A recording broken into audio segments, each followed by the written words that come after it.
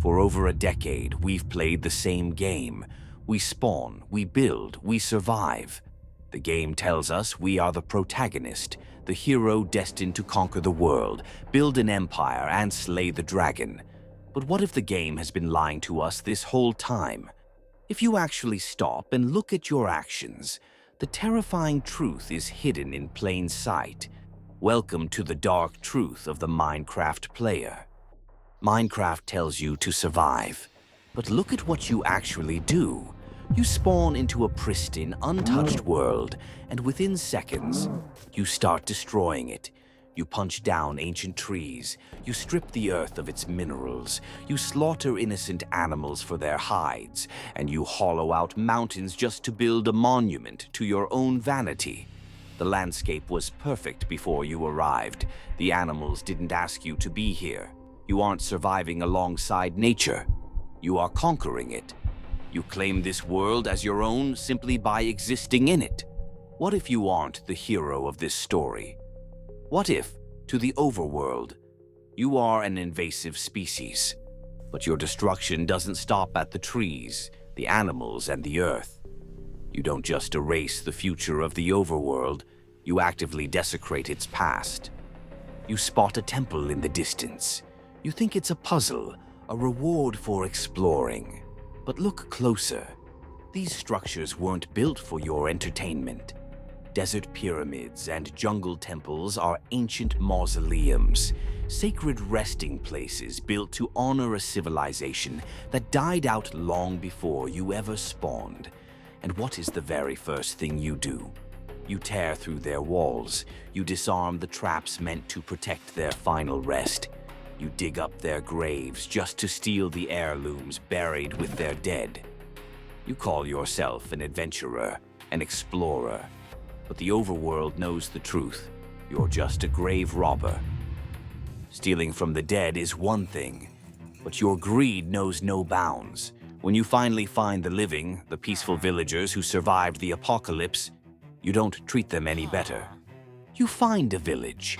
You tell yourself you are their protector, their hero. But look at what a trading hall actually is. You don't build sanctuaries. You build labor camps. You kidnap them from their homes in boats and minecarts, dragging them deep underground. You lock them in one-by-one cells. You force them to breed in cramped pits.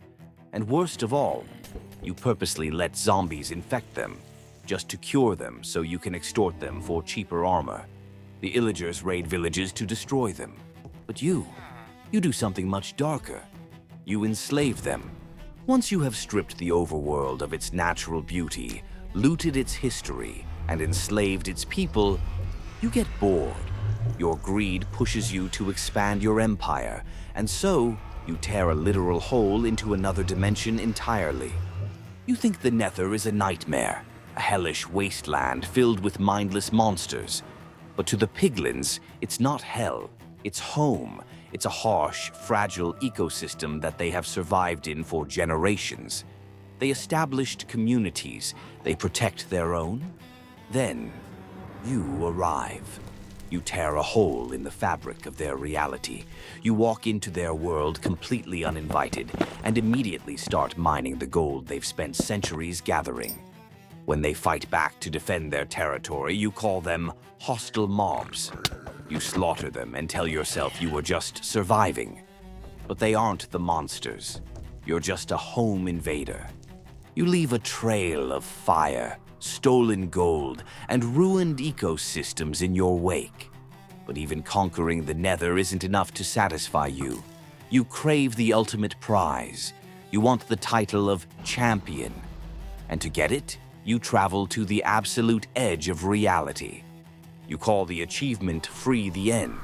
You convince yourself that the dragon is a tyrant holding this dimension hostage. But look around. It's a barren, dead void.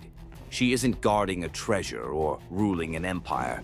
She is the last of her kind, exiled to the edge of reality, fiercely protecting the only thing she has left, her unborn egg. So what do? You invade her sanctuary. You shatter her healing crystals. You use explosive beds to tear her apart, slaughtering an endangered mother just to get an achievement and a pair of wings. You watch her shatter into dust, and then you take her child as a trophy for your living room. You aren't a hero, you're just an assassin. When you look at it all together, the deforestation, the grave robbing, the enslavement, and the assassinations, a horrifying picture begins to form. You finally start to realize why the world fights back. The monsters of the night. They aren't the villains. You spend your first night hiding in a dirt hut, terrified of the monsters outside. You think they are mindless evils, hunting you for sport. But step back and look at your impact.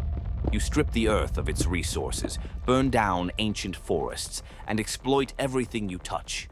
You aren't a survivor. You are an infection. The overworld is a living organism. Zombies, skeletons, creepers. They aren't villains. They are the planet's white blood cells, its immune system. They spawn in the dark, multiplying where you can't see them, desperately trying to purge the disease before it consumes their world. Every time the sun sets, the world feverishly sends its antibodies to stop you. They are trying to cure a virus. And that virus is you. The next time you boot up your survival world, take a look around. Look at your strip mines, your trading halls, the portal frames sitting in ruined ecosystems. The game never forced you to do any of this. You chose to. You aren't surviving the apocalypse. You are the apocalypse. If you want to dive deeper into the hidden lore of your favorite games, hit subscribe to QuickFacts Hub and let me know in the comments. Do you still feel like a hero?